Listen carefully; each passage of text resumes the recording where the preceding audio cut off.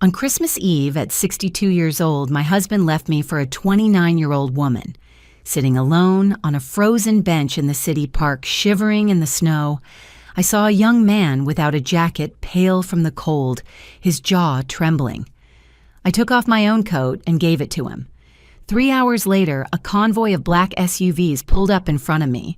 The young man stepped out of one of the vehicles and simply said, "What a relief to find you here, ma'am." But before I continue, make sure you are subscribed to the Elderly Stories channel and write in the comments, where are you watching this video from?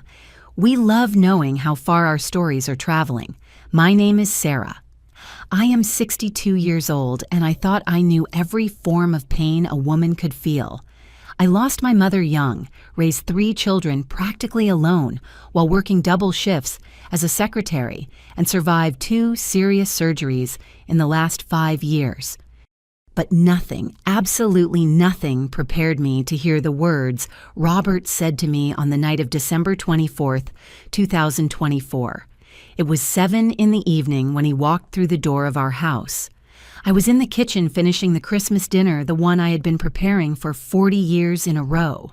The smell of roasted turkey and pumpkin pie perfumed the whole house in Chicago.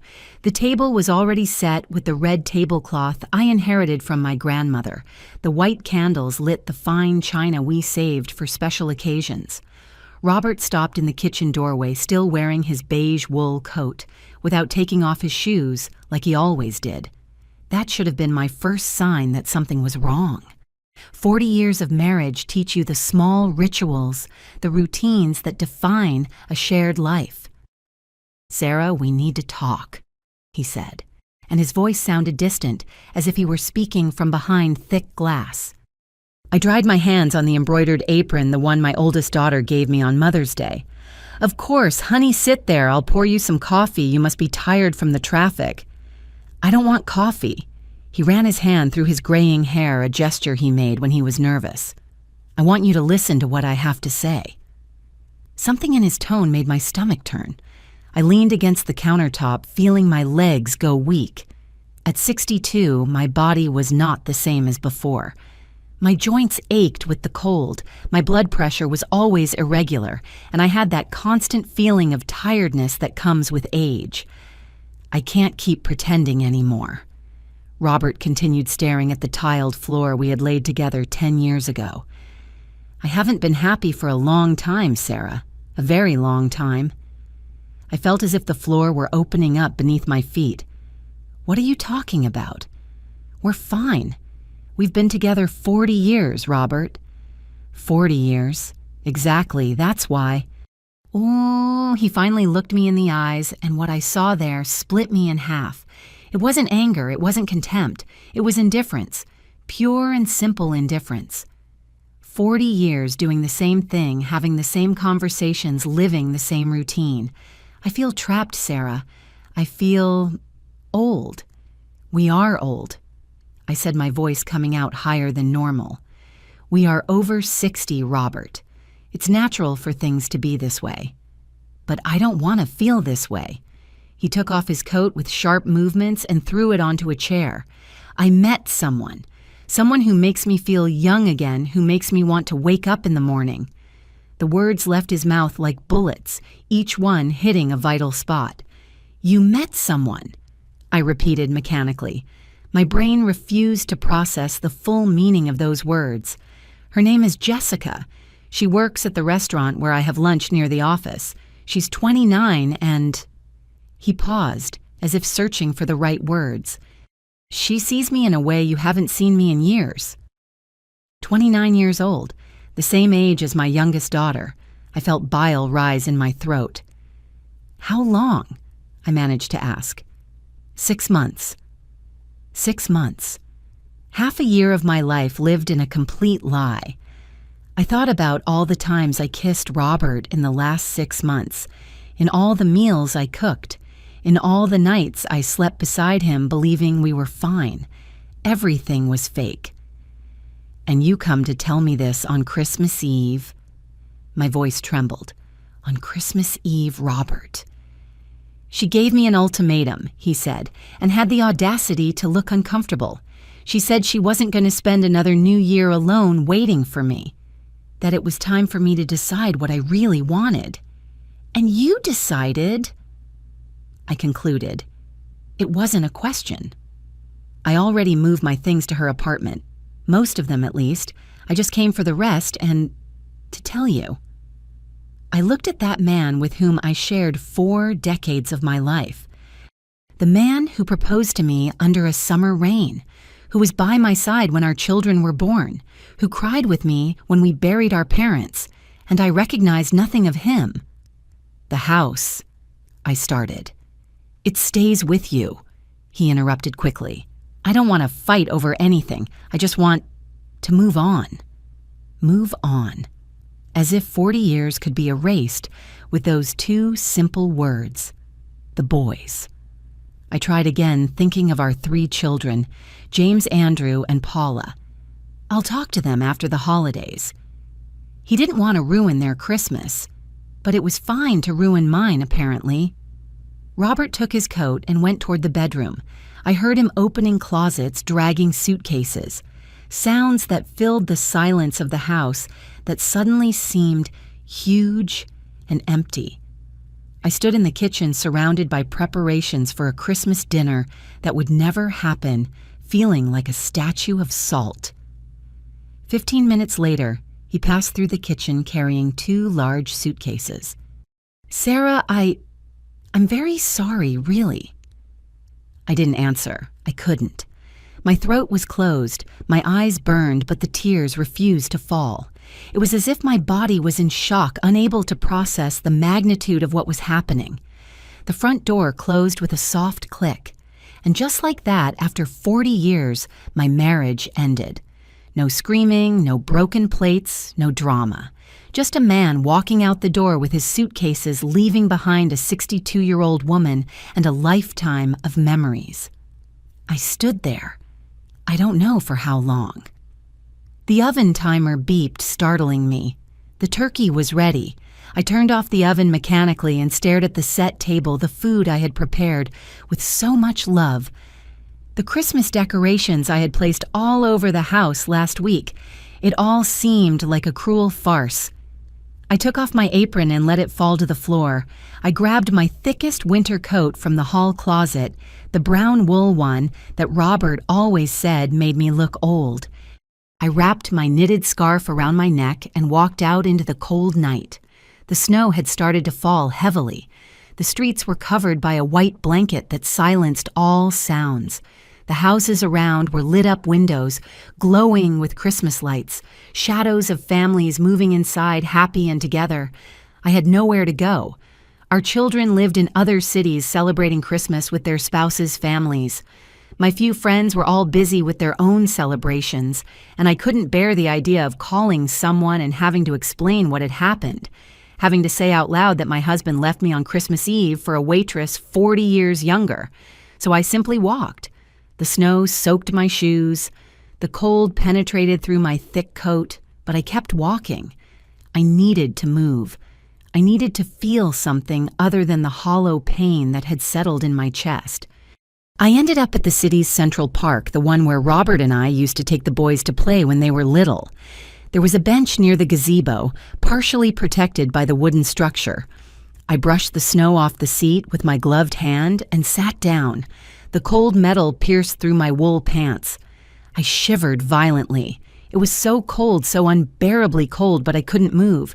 I couldn't go back to that empty house full of memories of a life that no longer existed.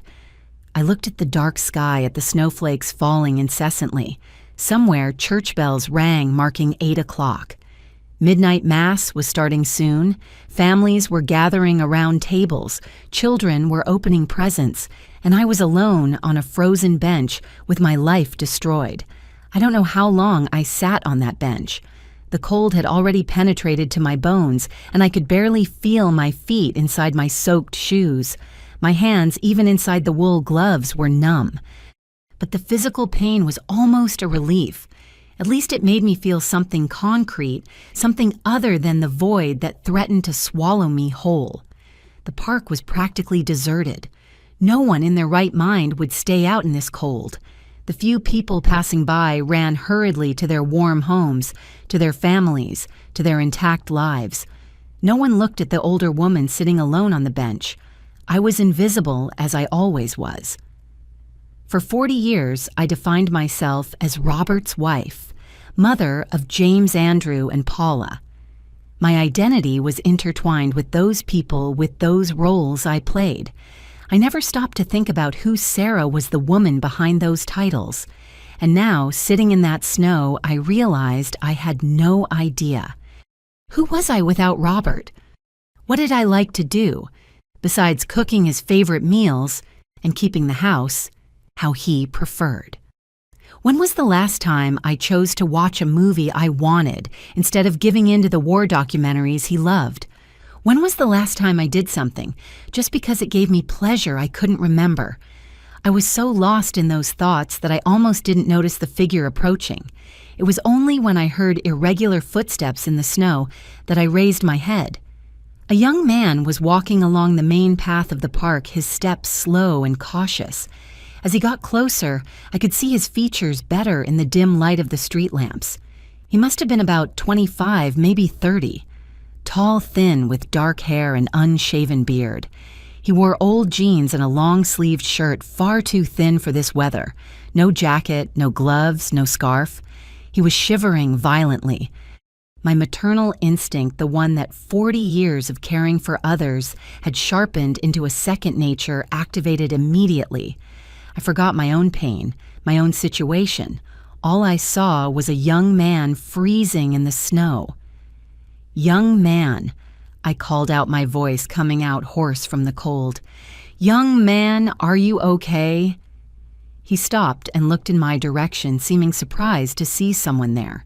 His eyes were dark and tense, even in the gloom. "I'm looking for a place to warm up," he said. "The shelters are full. They always fill up on Christmas. Everyone wants to feel good helping the poor folks during the holidays, you know." There was bitterness in his voice, but also resignation, as if he were used to disappointment.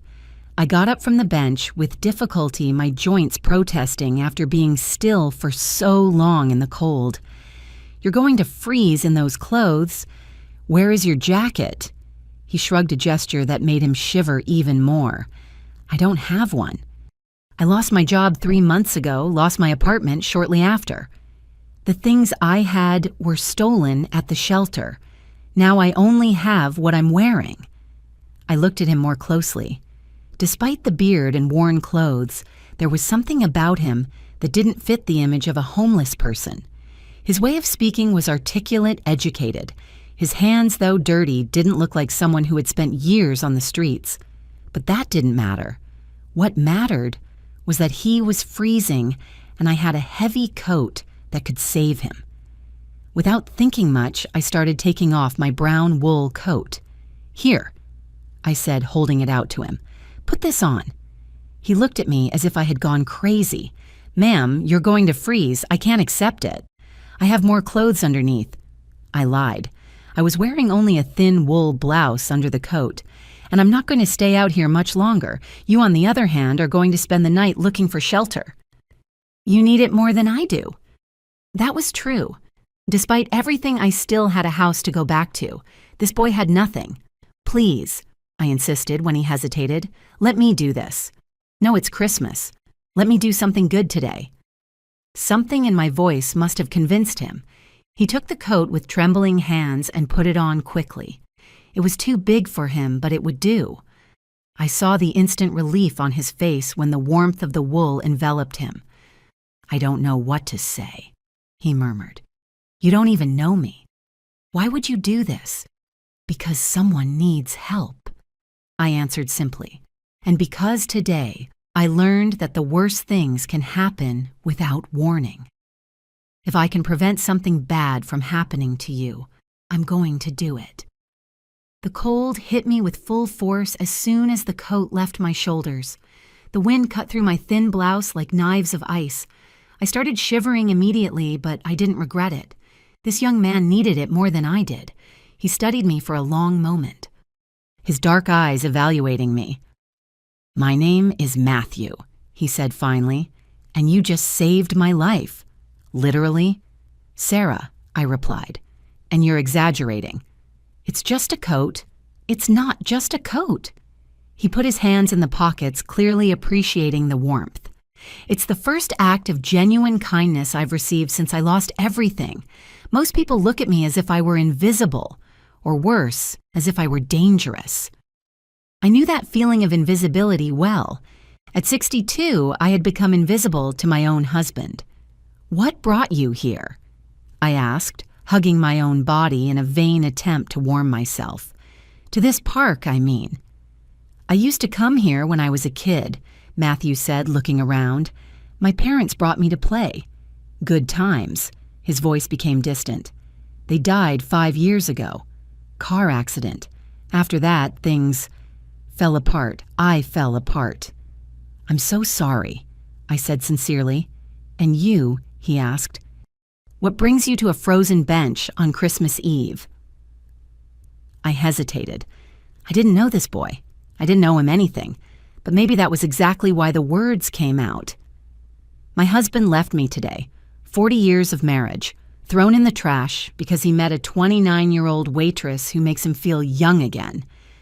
My voice cracked on the last word. "He left the house 2 hours ago and I couldn't stay there. I couldn't stay surrounded by everything we built together." Matthew nodded slowly, as if he understood perfectly. "Funny how life works, isn't it? You have a house, but you can't stay in it." "I would give anything for a house, but I don't have one. We both ended up on this frozen bench running from different things." He was right. It was ironically poetic. "Can I tell you something, Sarah?" He continued. "A man who abandons 40 years of marriage for someone younger is an idiot. He may think he's looking for youth, but what he's really doing is running from himself. And you don't run from yourself by changing partners. You just take your problems to a new address." The words were surprisingly mature for someone so young. "You're wise for your age," I observed. "Living on the streets teaches you a lot about human nature," he said with a sad smile, "seeing people at their worst and occasionally at their best, like you today." The cold was becoming unbearable now. My teeth chattered uncontrollably and I could barely feel my fingers. Matthew noticed. "You need to go home," he said firmly. "You've been here too long. You're going to get sick." "And you?" I asked. "Where are you going?" "I'm going to look for a place." He touched the coat reverently. "Thanks to this, I have a better chance now. There's a diner a few blocks from here that stays open all night. I can stay there until dawn." I took off my scarf, the only warm thing I still had, and held it out to him. "Take this too. Please, Sarah, I insist." He took the scarf, his eyes shining with unshed emotion. "I don't know how to thank you." "You don't have to." I tried to smile, although my face was too numb to know if I succeeded. "Just take care of yourself, okay? And when things get better, and they will remember this moment, remember to pay it forward." Matthew nodded, wrapping the scarf around his neck. "I'm always going to remember you, Sarah. The woman who gave her coat to a stranger on the coldest night of the year, even when she was going through the worst night of her life." He took a few steps to walk away. Then he stopped and turned back. "Sarah, that man is an idiot. I hope you realize that. You are extraordinary." Before I could answer, he nodded at me and walked away into the snow, his figure becoming smaller and smaller until it disappeared completely into the darkness. I was left alone again now, without a coat, without a scarf, shivering violently in the cold. But for the first time on that terrible night, I felt something other than pain. I felt purpose. For a few minutes, I had made a difference in someone's life. I had mattered. The walk back home was torture. Without the coat, the cold penetrated through my thin blouse in seconds. Every step was a struggle against the cutting wind that seemed determined to knock me down. My soaked shoes slipped on the snow, making every movement dangerous. At 62, a fall could mean broken bones, months of recovery. But I kept going, putting one foot in front of the other, focusing only on the next step. I didn't think about Robert, didn't think about the empty apartment waiting for me, didn't think about how my life had crumbled in a matter of hours. I thought only about getting home, about warmth, about surviving that night. When I finally opened the front door, the temperature difference was so shocking, I almost fell. The house was warm. The Christmas lights still blinked cheerfully in the living room, and the smell of turkey still floated in the air. It looked like a house where happy people lived. It was a cruel lie. I went straight to the bathroom, peeling off my wet clothes with numb fingers that barely obeyed my commands. I got into the shower and let the hot water thaw my body slowly. The pain when feeling returned to my fingers and feet was intense, but welcome. It meant I hadn't suffered serious frostbite. I stayed in the shower until the water started to get cold. Then I wrapped myself in the softest robe I had and went to the kitchen. Dinner was still there, untouched. The turkey on the platter, the casseroles in their festive bowls, the wilted salad I had prepared hours ago, when I still thought I would have a normal Christmas. I looked at that food for a long moment. It represented hours of work, decades of tradition, and all for nothing. Robert was somewhere with his 29-year-old Jessica, probably eating something fancy in an expensive restaurant, proving to himself that he was still young and desirable.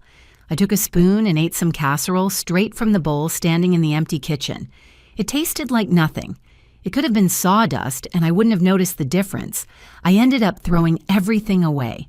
Every platter, every carefully prepared dish, everything went into the trash. Then I cleared the table, put away my grandmother's tablecloth, blew out the candles. I took down all the Christmas decorations in the living room and threw them back into the boxes without any care. I wanted to erase every trace of that Christmas that never happened. It was almost midnight when I finally dragged myself to bed, the bed I shared with Robert for 40 years. His side still had the indentation from where he had slept the night before. His pillow still had his scent. I hugged that pillow and finally let the tears fall. I cried for everything I had lost. Not just Robert, but the life we built, the future we planned, the person I thought I was. I cried for the 62-year-old woman I was discarded, like an old piece of furniture that no longer fit the decor. I cried for the loneliness that stretched out before me, endless and terrifying. And at some point in the middle of that crying, I fell asleep exhausted. The following days passed in a haze. On Christmas Day, I ignored my children's calls. I couldn't pretend everything was fine, but I wasn't ready to tell the truth either.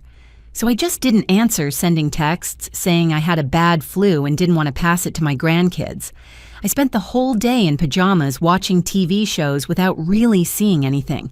The house felt strange without Robert, too quiet, too empty.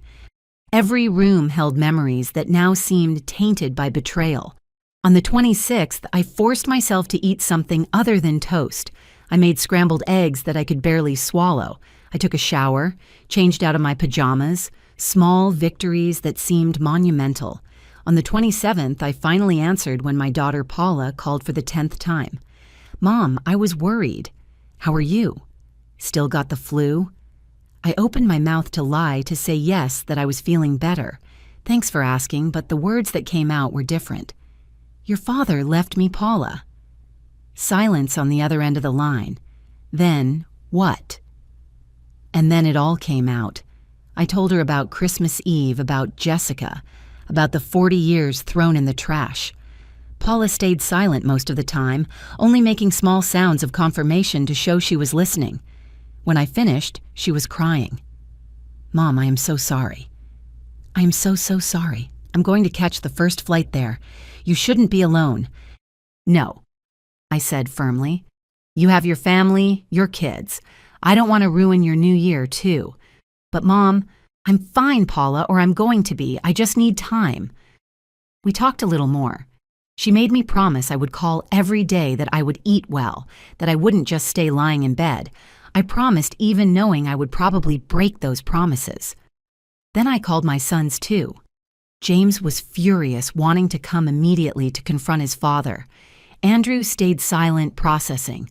Both offered to come visit me. Both received the same answer, "Stay with your families. I'll be fine." But the truth was, I didn't know if I was going to be fine. I had no idea how to move on from there. It was December 28th, 3 days after that terrible night that my life changed again. I was in the living room trying to find energy to shower when I heard a strange sound outside. It sounded like car engines, many car engines all arriving at the same time. I went to the window and peeked through the curtains.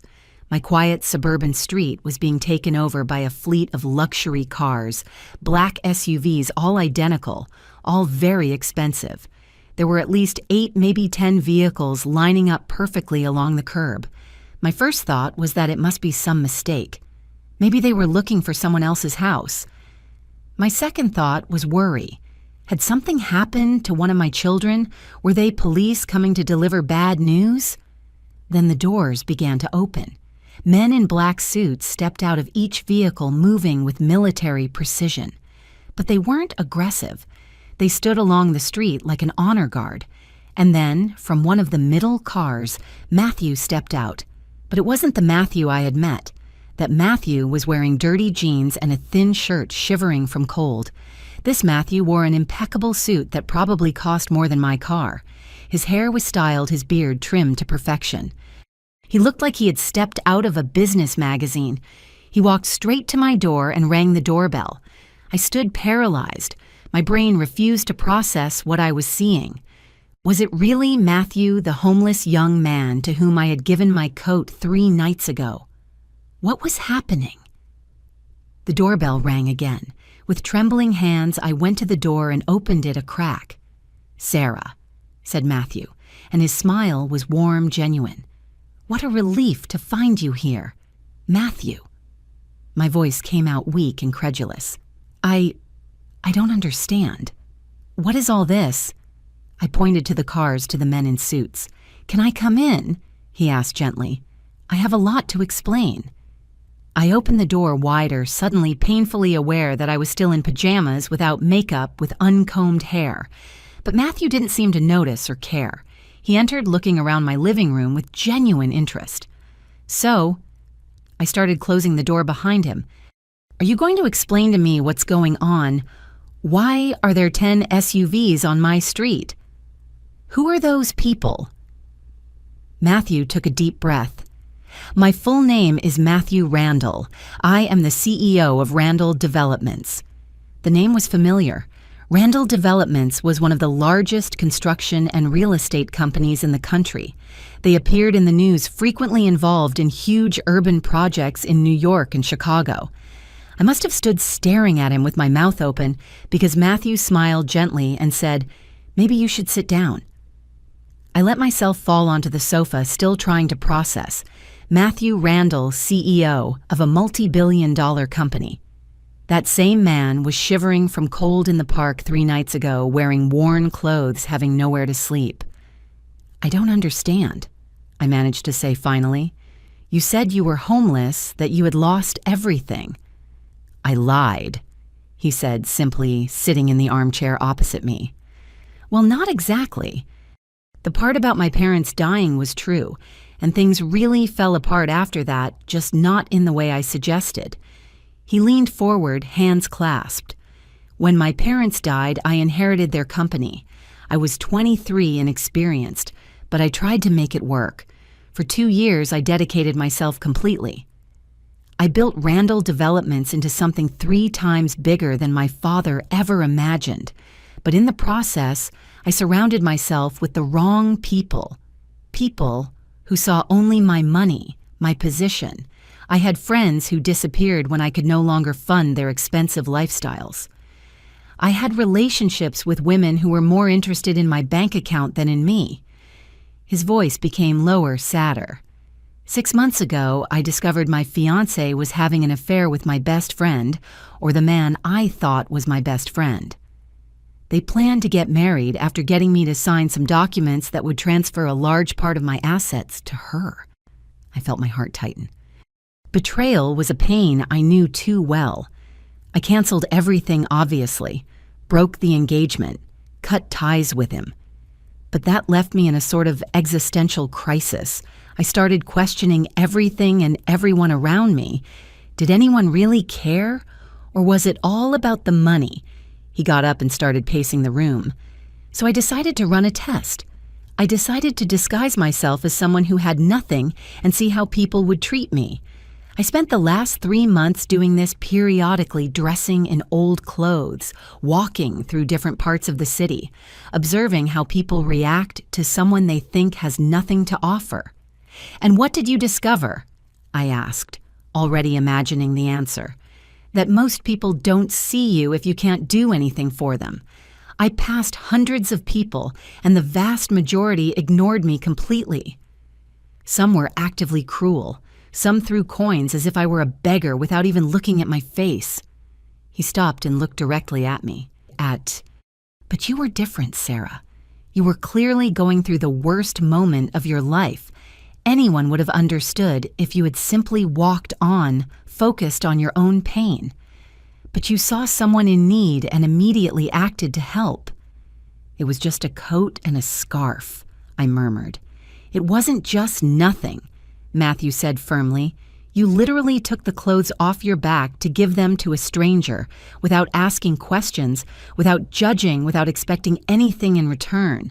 You were freezing, but you worried more about my well-being than your own."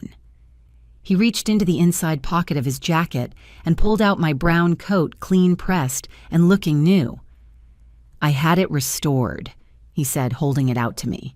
"But Sarah, I didn't come here just to return your coat. I came to make you a proposal." I took the coat, feeling the familiar fabric between my fingers.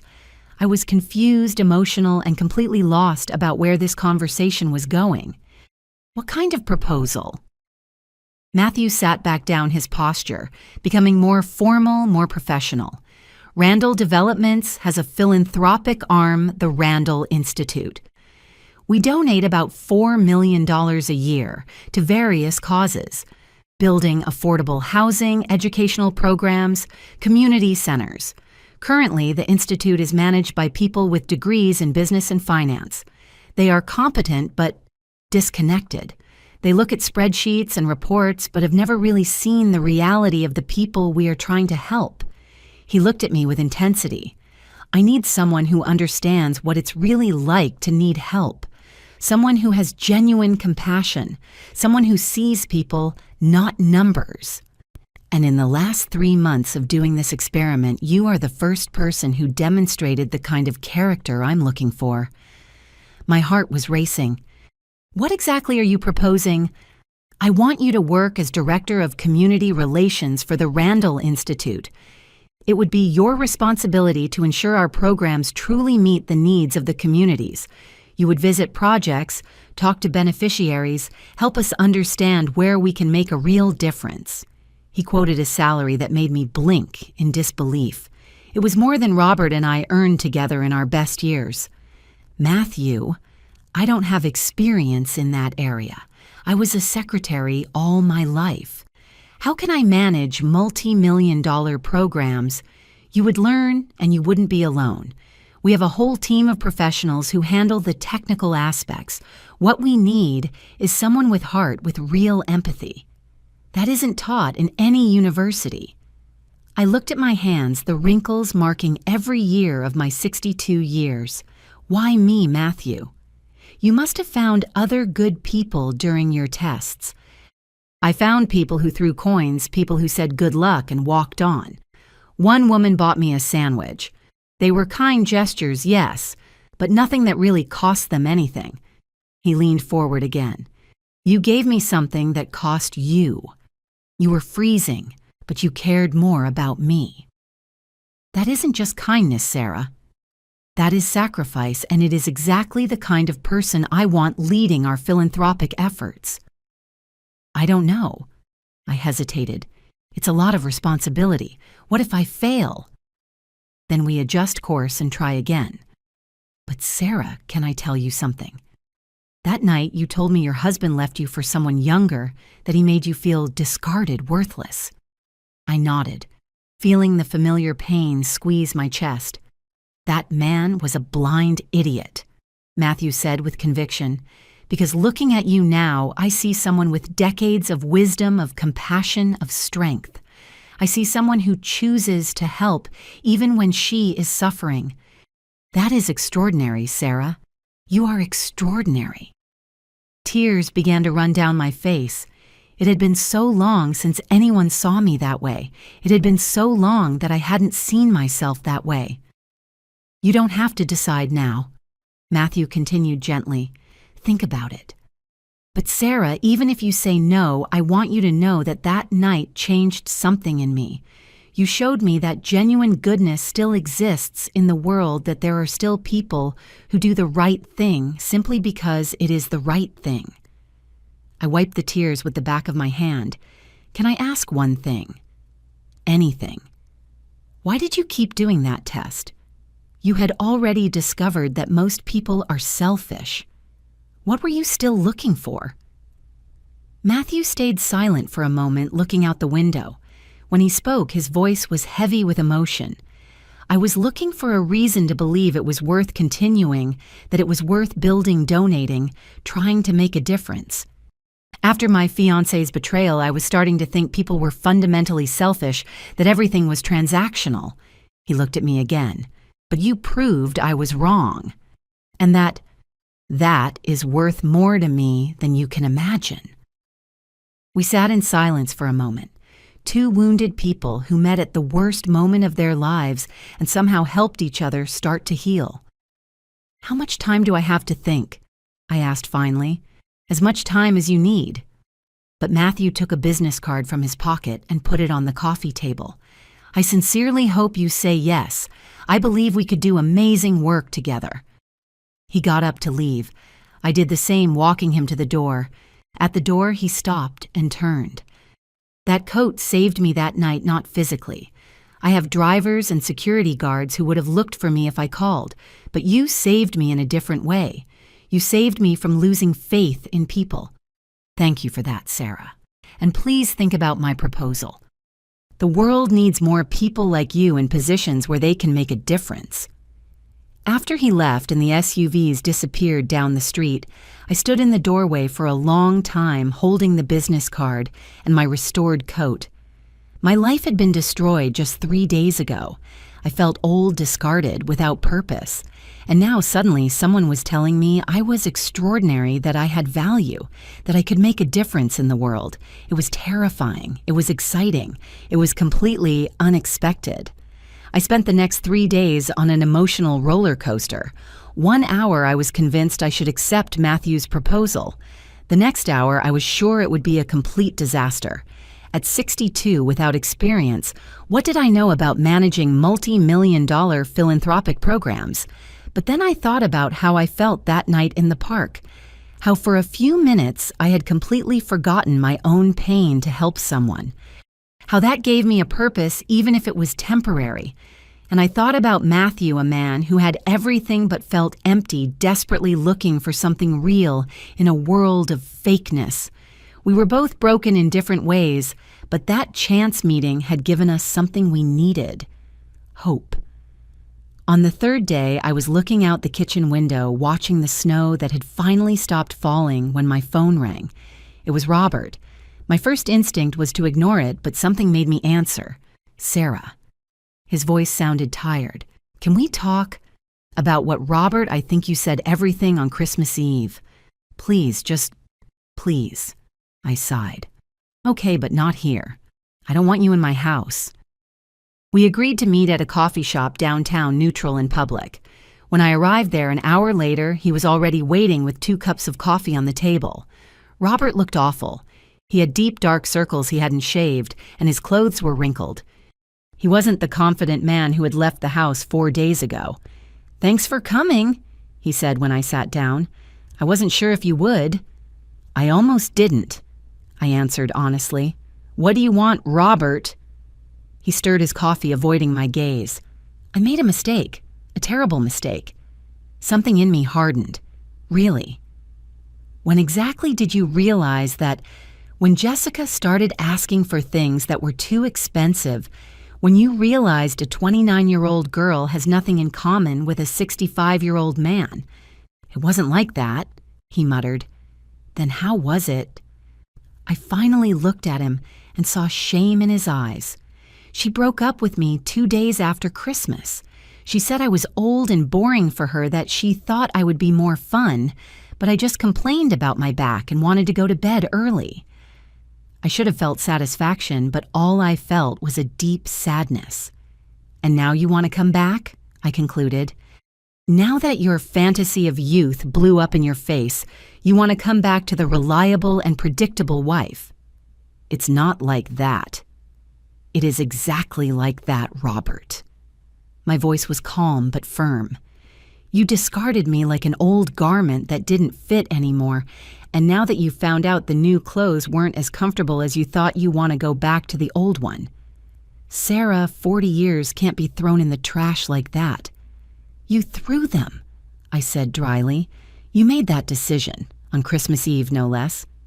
You destroyed our life together because you wanted to feel young. I picked up my coffee and took a sip, noting that Robert had remembered how I like it, with milk and a little sugar. 40 years of habit. Do you know what I realized in these last few days? I continued. I realized you were right about one thing. I was trapped in a routine, in a life that didn't challenge me anymore. But not because I was old or boring, because I had stopped growing. I became just your wife, just the mother of our children. I forgot to be Sarah. Exactly. Robert perked up as if I were agreeing with him. But we can change that. We can... No, I interrupted. You didn't understand. I don't want to go back to what we were. I don't want that life anymore. His expression changed to confusion. What do you mean? I thought about Matthew's card in my purse, about the proposal that seemed simultaneously impossible and perfect, about the chance to be something more than just someone's discarded wife. I received a job offer, I said. An important position with a lot of responsibility, something I never imagined doing. Robert frowned. What kind of job? That doesn't matter. What matters is that someone saw value in me. Someone believes I can make a difference in the world, not as your wife or as the mother of our children, as Sarah, as myself. Sarah, be realistic. You're 62.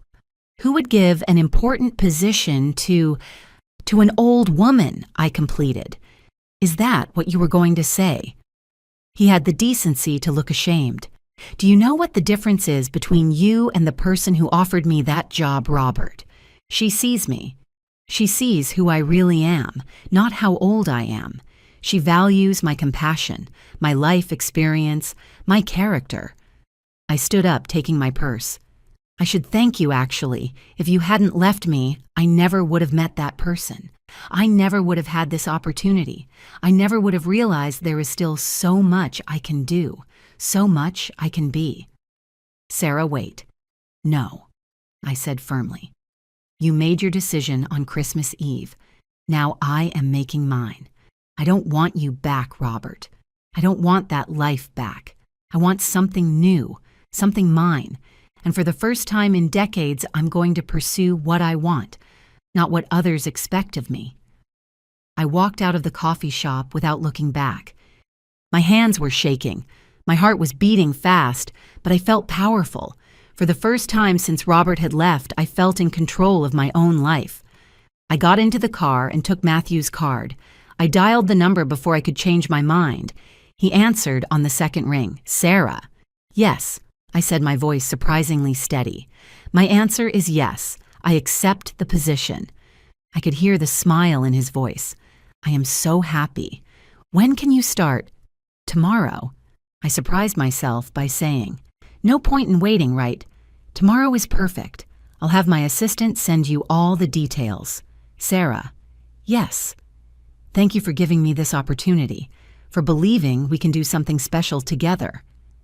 Thank you, I replied, for reminding me that I still have value, that I can still surprise. After hanging up, I sat in the car for a long moment, letting the reality of what I had just done hit me. I had a new job, an important, challenging, terrifying job. And for the first time in a long, long time, I felt alive. My first day at Randall Developments was a mix of absolute terror and pure excitement. The company headquarters occupied 15 floors of a glass building in the financial district. The Randall Institute was on the top 3 floors with stunning views of the city. Matthew's assistant, an efficient woman named Patricia, met me in the lobby. "Ms. Sarah, welcome. Mr. Matthew is in a meeting, but he asked me to show you everything." I spent the first few hours getting a full tour. I met the Institute team, 10 dedicated people who managed everything from project approval to monitoring results. Everyone was polite, but I could sense the skepticism in their eyes. Who was this 62-year-old woman with no relevant experience who was suddenly being placed in a leadership position? Matthew appeared at lunchtime and suggested we eat in his office while he explained his vision for the Institute. "The problem with traditional philanthropy," he said as we ate salads his assistant had ordered, "is that it's very distant. People in nice offices deciding what communities need without ever really talking to those communities. I want to change that. I want you to go into the field, visit the projects we fund, talk to the people we are supposedly helping, understand what is working and what isn't." "And if I discover that a lot of things aren't working?" I asked. "Then we fix it. That's the point, Sarah. I'm not looking for someone to maintain the status quo. I'm looking for someone to challenge, question, and improve everything we do." We spent the next afternoon reviewing the Institute's current projects.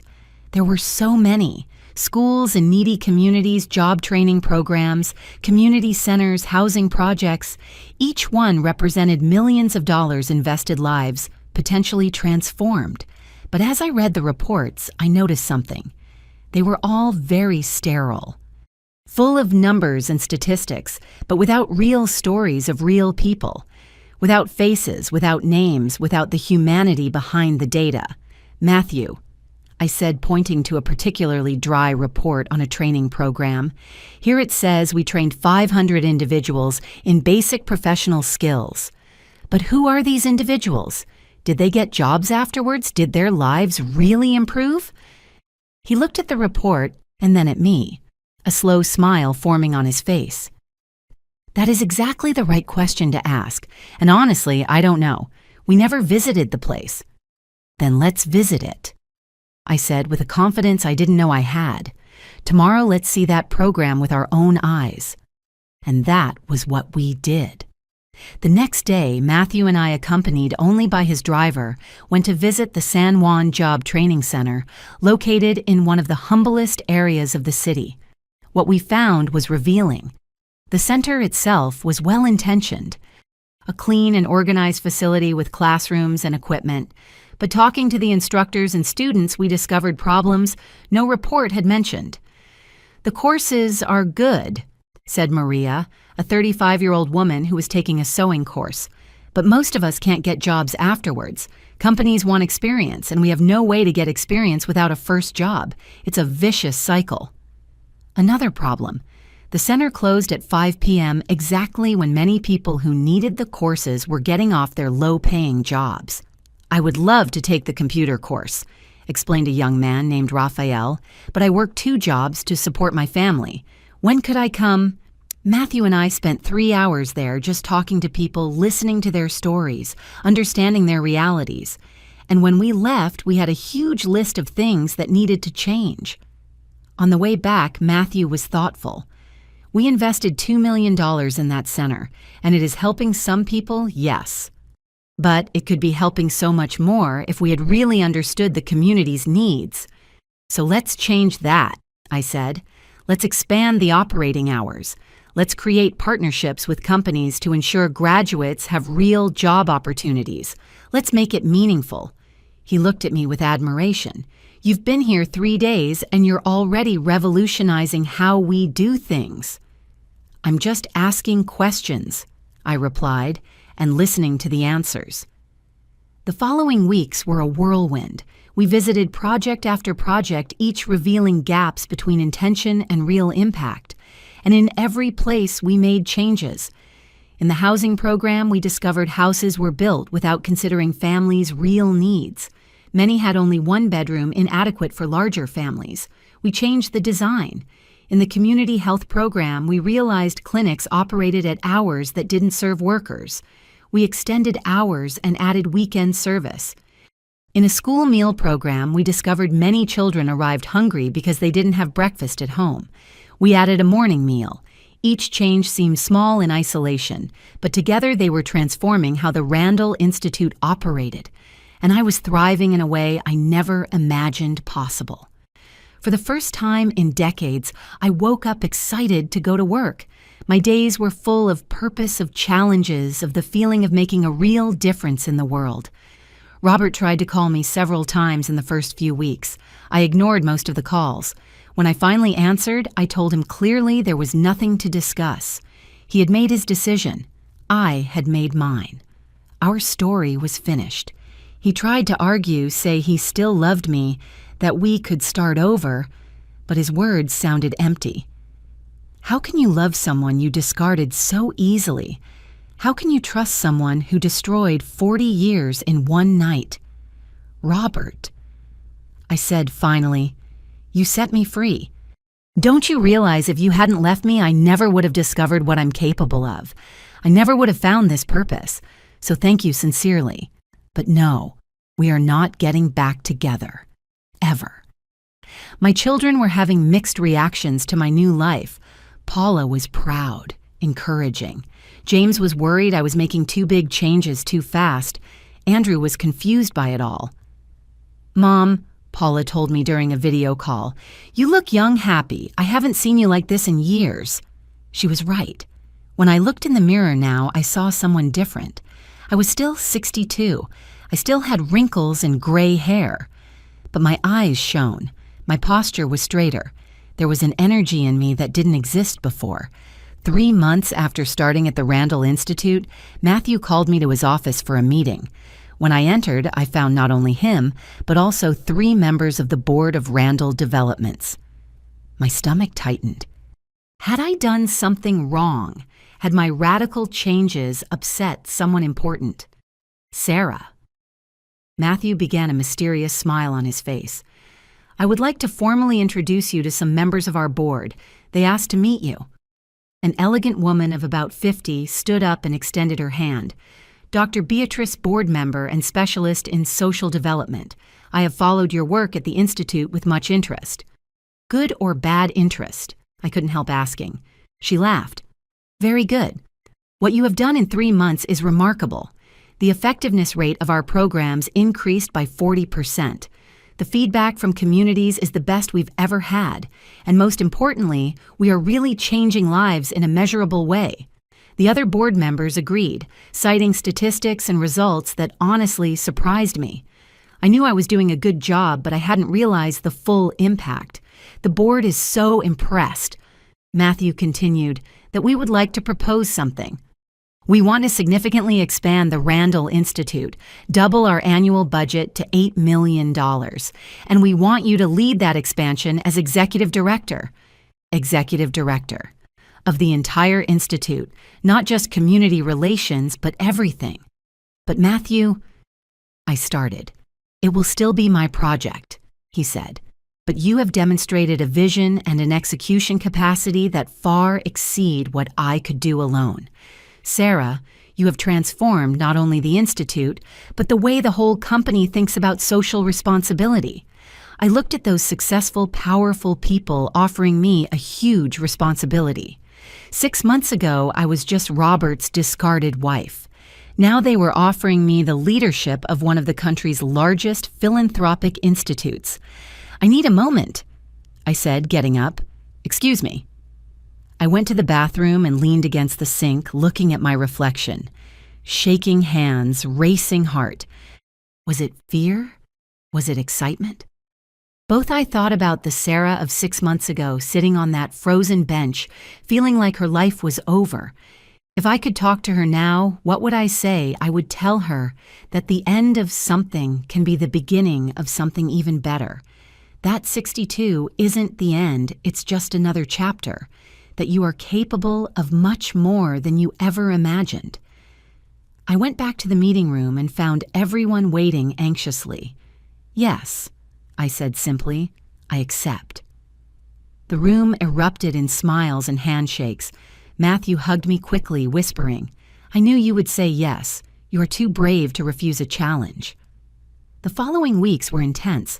I formally took over as executive director, which meant not only managing existing programs, but developing new ones.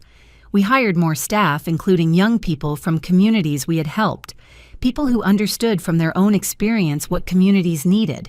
We created a revolutionary pilot program. Instead of simply funding projects, we would create a microcredit fund for small entrepreneurs in needy communities, with guidance and support, not just charity. "It's about dignity," I explained in a presentation to the board. "We don't want people to depend on our donations forever. We want to give them the tools to build their own lives." The program was a resounding success. In the first year, we funded 200 small businesses. The success rate was 85%, well above the national average, and every story was inspiring.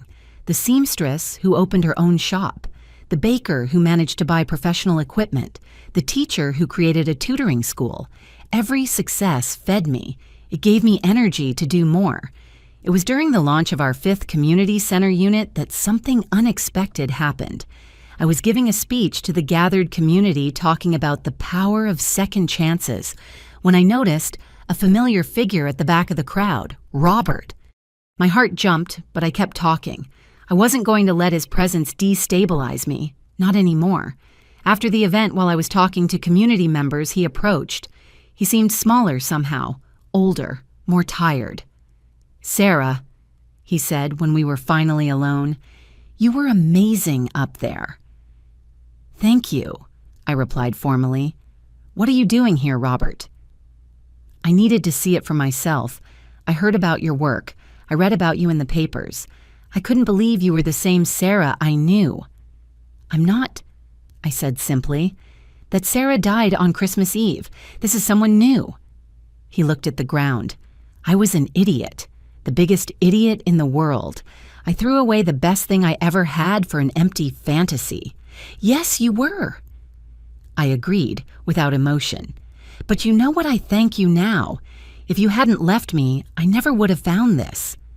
I pointed to the center around us. People smiling, children playing in the new park.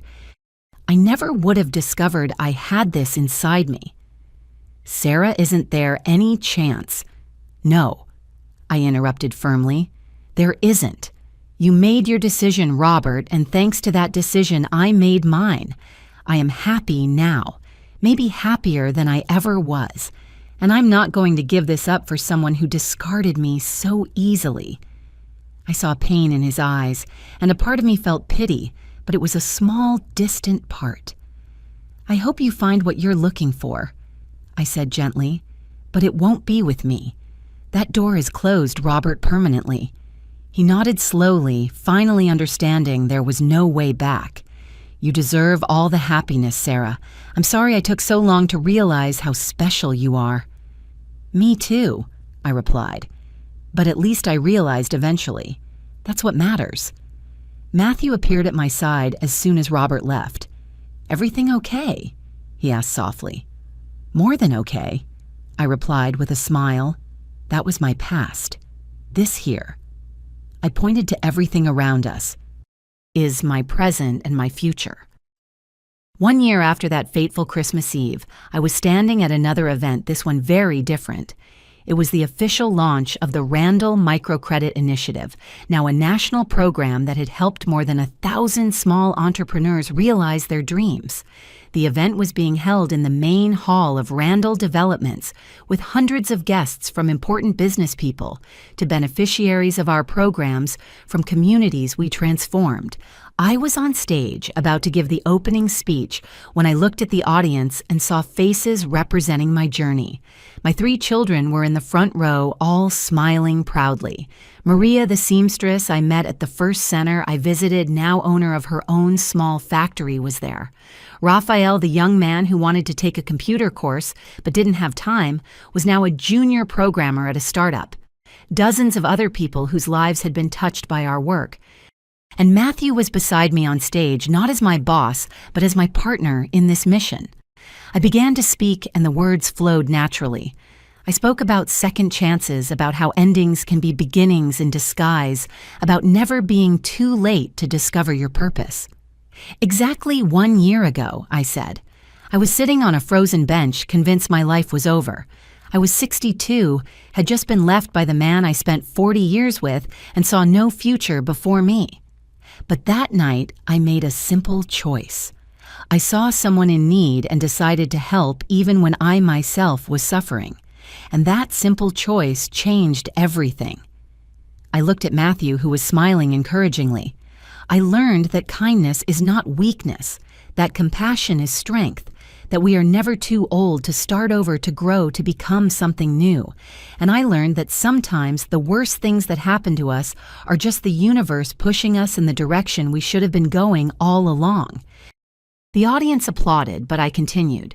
This institute, this work we do, is not about charity. It is about dignity. It is about seeing potential where others see problems.